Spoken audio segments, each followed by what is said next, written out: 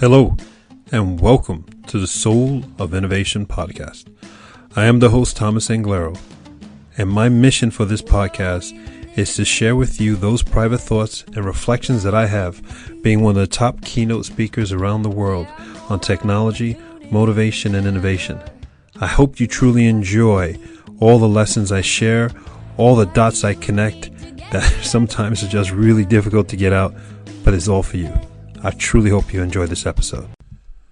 Welcome to the Soul of Innovation podcast. I'm Thomas Anglero, and I am pumped today because I just saw a video that has inspired me, that has made me reflect and remind myself how incredible and lucky we are, how incredibly lucky you are, how incredibly lucky we are to just have every moment that we could decide to do whatever we want and make great things happen. Not great things by anybody's standard, but by our own standards. This video I was watching was a gentleman called the Iron Triathlete. I think that's his name. The Iron Cowboy. That's his name. The Iron Cowboy. He did 50 Ironman triathlons in 50 days in 50 U.S. states in a row. This is incredible. This guy's incredible. He gave a speech at Google's because Google welcomes or invites people who've done amazing things to something called Google Talks. If you want to listen to amazing people and see amazing people and their amazing talks and amazing accomplishments, just type in Google Talks, Talks, into YouTube, and you'll come across, and you can list the listing and subscribe to it, and it's amazing. Anyway, this guy, his story of what he went through. I mean, to do an Ironman is an accomplishment for any of us. If any of us did an Ironman, that would be a lifelong accomplishment. He did an Ironman, got up the next morning and did another one, got up next morning, 50 days in a row. The hurdles he had, the moments where he could not go any further. At every one of those moments when he could not go any further, he had a story about his wife. He had a story about his daughter. But every one of his stories was that at that moment when he could not go anymore, the pain was too much. The torn muscles were too much. The mental anguish, the negative mental messages that you talk to yourself and tell yourself when you put yourself down so much was too much for him. Someone was there. Someone came to him and changed his perspective and made him realize that that moment was over, that moment of doubt, of negativeness, of pity was nothing compared to getting your butt up and keep on going. Because when you get your butt up and you keep on going, when you finish what you started, that accomplishment lasts forever and it changes everyone else. He has story after story about his experience there. So I want to share with you my story with my experience when I ran my first marathon in New York City. And it's amazing how so many of us, ask yourself, do you have a story when you push yourself to the absolute limit and someone came to you right when you were about to give up, right when you were about to break and you couldn't take anymore? Do you have a story? And if you don't, that's okay. Because right now, you have an opportunity to make a decision to do something to create that story. What happened to me, this is back in, I think, 1993, 94. I was training like a madman, running 5Ks, 10Ks, bike races, doing Olympic distance triathlons, doing biathlons, you name it. Great shape. I just started to do the New York City Marathon with my girlfriend, who's now my wife, and my buddy, Ron Tyler. Love Ron. The three of us, we trained together every once in a while because our schedules didn't match perfectly. But we met up on race day, went over to Staten Island, Like I think it was back then it was only about 7,000 people. Today I think it's 25,000 people who race the race. Anyway, we started the marathon together, and we did the whole first half of the marathon, three of us together, and it was they said 4 million people line up to clap for you in the marathon. There's nothing like running the New York City Marathon. You want to feel no pain. You want to feel on a high. You want to feel like if you ever needed attention, you run the New York City Marathon, and your ego will be fed insanely, right? So we're floating along, and my girlfriend, who's now my wife, she has, because she's Norwegian, she has a Norwegian flag on her chest and on her back. And whenever anybody in the audience would go, Heia Norge, which means, go Norway, she would run to that side of the curb and high five those people. And if somebody all the way on the other side of the curb on the far right said Heia Norge, she would run to that side. So she did the first half of the marathon doing Z's. She must have ran 3 marathons that day. It was so much fun. When we got to the halfway point, we found this abandoned building, which there's tons of in New York. And we ran off the marathon course, ran into the abandoned building, into the backyard. And we all just urinated, because you got to go to the bathroom when you're running a marathon, right? And there's no porta potties back then. So the problem with that was the first time we had stopped running. When we started to run again, my body, my right knee, started to swell. I had never had a knee problem before. So I told Ron and Camilla to keep on going, and that I'm hurting too much. And they left me, and they kept on going. And I was just trying to do my thing. And I realized I could not run anymore, or I was at a hobble. I finally made it to the 20-mile mark, and I was at the tip of Central Park, and I couldn't run anymore. But I still had another, I think, 4 miles left, or 6 miles. I forget, saying 6. And my body was done. My right knee was the size of a watermelon.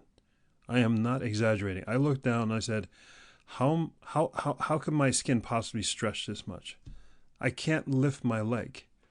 I'm in so much pain. I've just done 20 miles and I got another 6 to go. And my skin's about to explode from being so swollen. My knee can't take any weight. I'm mentally shot. The sun has set. I've been running since 6 in the morning. I was broken. And I was ready to give up. And as I looked down, as we entered the north part of Central Park, I looked down and I go, I can't do this. I can't do this. And all of a sudden, this guy comes out of nowhere. There was nobody around me.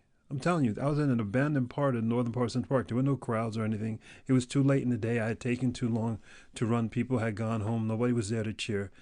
And I tell you, this guy appeared out of nowhere with the softest voice. And he came up next to me. He goes, "It looks like you could use some company." I would have naturally, I was in New York mode. I would have naturally say, go to hell or something like that. But his voice was so soft, so soothing. I just nodded, yeah.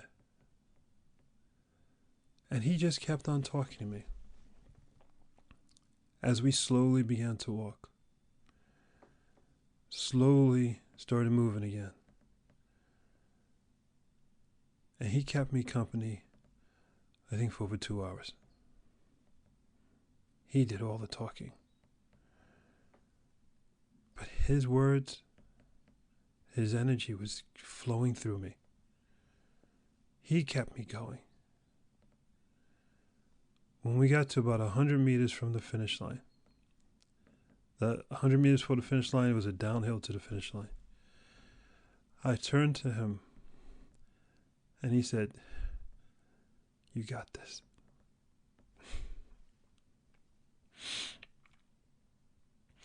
And I started to run. And as I ran the next 50 meters, I turned around and I looked back for him before I crossed the finish line.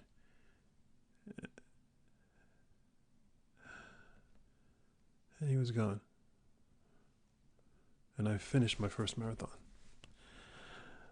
I turned around, looking for him to wave hi, to thank him. I wanted to run back to him and give him a hug. But he was gone. At those moments, when you push yourself to your absolute limit, and you don't think you can go on anymore, someone shows up to help you. Someone will show up to get you to finish your destiny. To be the person that you know you can be, but right in that moment, you just cannot believe in yourself anymore. The Iron Cowboy and his 50 Ironmans in 50 days and 50 states, his story reminded me of my story and my experience. I'm wondering, what's yours? Have you put yourself out there so much that you could not physically go? I mean, you're thinking you're going to die. And you're looking at your body and like, this thing is breaking down. Someone's going to be there for you. Someone has probably been there for you. Maybe it wasn't something physical. Maybe it was something mental. You were about to break down, and at that moment when you could not go on anymore, someone showed up. Someone called you. Someone put an arm around you. Who was that person? You see, we're not alone. You're not alone. There's always going to be someone there. But you have to get to that breaking point. Not that casual, oh, I'm so upset. That's not a breaking point. It's to the point where you cannot go on anymore. My life cannot continue. I am going to die point. That point, you will not be alone. That's when someone shows up and says, looks like you need some company. I don't know who that guy was, but in my mind, I always remember him as my angel. My angel. How many angels have you had? Those angels will come to you when you're there and when you know most need them. Don't discourage. Don't run from adversity, from possibly getting your feelings hurt, from possibly losing, from risk. Run to it. Run to all challenges. Get yourself in the most uncomfortable situation possible. You don't think you can do it? Then you damn well better do it. That is what you should be running to.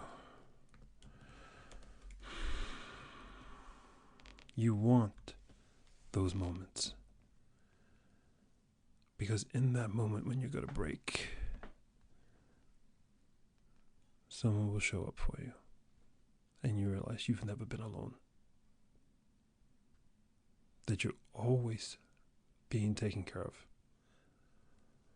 And I'm not talking anything religious, anything like that. I'm just telling you that we're all in it together. And someone will show up for you. Someone always does. But you have to be at that point where you're going to break. So go for it. Try to break yourself. And in the process, try to achieve something absolutely incredible. Absolutely incredible. What do you dream of? What do you think is absolutely insane? Go for it. Go for it. Because that right when it's not going to work, right when you can't do any more, that person will show up. Isn't that exciting to know that you're not going to get broken, that someone will show up there for you right at that moment where you cannot go on? It's our gift, but we have to pay the pain to get and see the gift. Go for the pain. Run to the pain. Choose the pain. Every day. He did 50 days in a row. He chose the pain. And he has more stories about love. More stories about, forget loneliness, being together with people. He met thousands, tens of thousands of people showed up along his race as he raced. They ran with him. They swam with him. They biked with him 50 days in a row. He motivated people to lose weight. He partnered with Jamie Oliver, the cook, to reduce obesity in children throughout the United States as he ran throughout the United States. Sponsors showed up. Love, people. This is what it's all about. When you ignite yourself, when you choose a goal, you will inspire other people and you will make a difference to tens of thousands, maybe tens of millions of people. And when you think you're going to break, a person or people or a group will show up and give you the love you need. This is your moment. This is your life. And we're all here for you. Just go for it.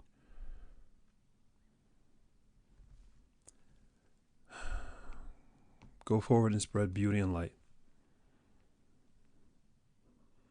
Look forward to all the moments that may break you, because it's not. Love will show up. Someone will show up. Something will happen that will redefine you, grow you, and make you go, life is beautiful. I love you. Take care. Till the next time.